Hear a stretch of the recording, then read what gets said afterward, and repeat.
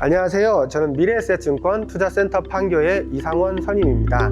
제가 주로 하는 일은 투자를 하는 일이고요. 개인 고객님들을 대상으로 투자 설명회라든지 투자 상담을 하고 있고요. 주로 국내 기업보다는 해외 기업들에 투자를 많이 하고 있습니다.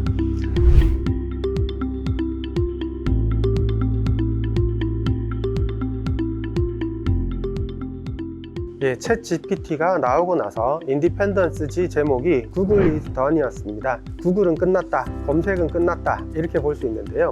그 정도로 충격적인 대비였고요. 원인은 두 가지 측면에서 생각해 볼 수 있을 것 같습니다. 첫 번째는 구글의 비즈니스 모델 때문입니다. 구글은 22년 기준 순이익이 약 600억 달러인데요. 이 수익의 약 80%가 광고입니다.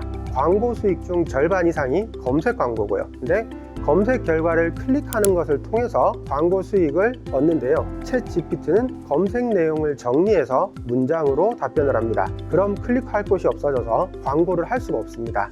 두 번째는 폭발적인 시장 반응 때문입니다. 챗 GPT는 5일 만에 100만 사용자를 돌파했는데요. 이건 인스타그램의 11개월의 기록을 불과 5일 만에 넘어선 겁니다. 월간 활성 사용자 수도 1억 명 돌파도 불과 2개월로 틱톡의 9개월을 가볍게 넘었습니다. 구글의 검색 시장 점유율은 약 93%, 마이크로소프트의 빙은 3%에 불과했습니다. 근데 빙과 챗 GPT가 결합하자마자 강력한 도전자로 부상한 겁니다.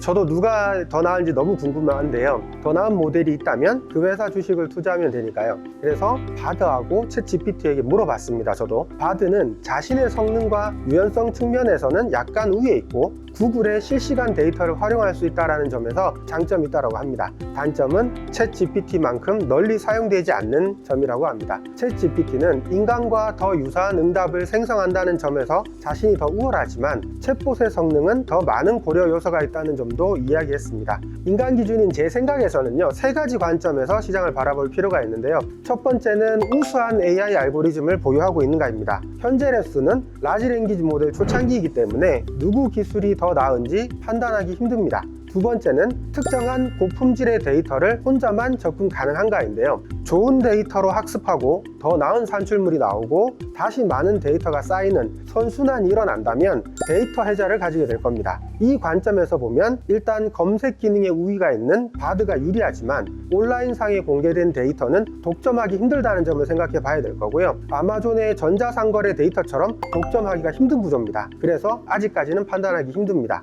그리고 세 번째로 마지막으로 제일 중요한 거는 브랜드 충성도인데요.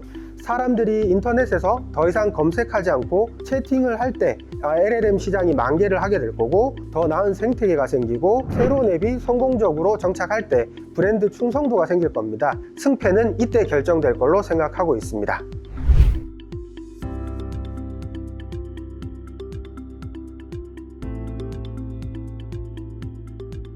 마이크로소프트에게 AI는 먼 미래의 공상과학이 아닙니다.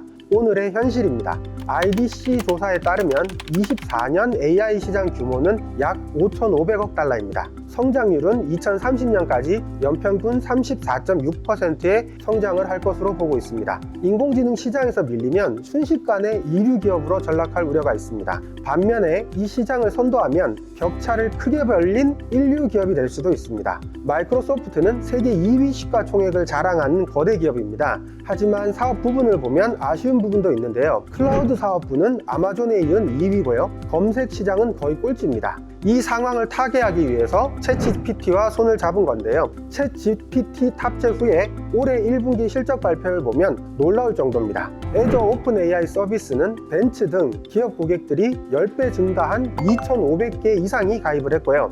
클라우드 사업부는 매출이 25% 증가했고 다음 분기 실적도 우수할 걸로 보고를 했습니다. 코파일럿을 출시한 지 3개월 만에 코카콜라, GM 등 10,000개 이상의 기업이 가입을 했고요. 아무도 사용하지 않던 빙은 1일 활성 사용자 수가 1억 명을 돌파했습니다. 불과 3개월 만에 벌어진 일들인데요. 여기에 본격적으로 기존 소프트웨어에 코파일럿 기능이 합쳐진다면 시너지는 엄청날 것으로 보입니다.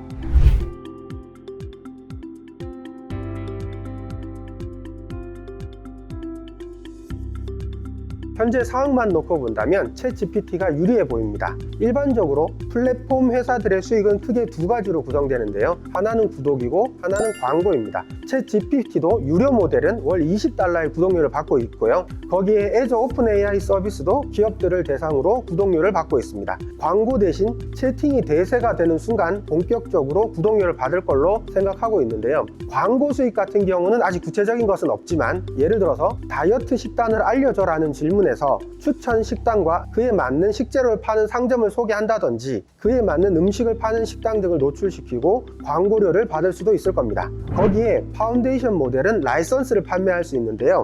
마이크로소프트가 투자한 $100억 독점 사용권을 포함한다는 점에서 라이선스 사용료라고 볼 수도 있을 것 같습니다. 거기에 향후 챗GPT를 기반으로 만들어진 어플리케이션들은 일정한 수수료를 지급해야 될 수도 있습니다. 휴대폰 플레이스토어에서 앱을 받아 결제하면 앱 수수료를 받는 방식입니다. 바드는 아직 유료화에 대해 발표한 것이 없지만 챗GPT와 유사할 것으로 생각하고 있습니다.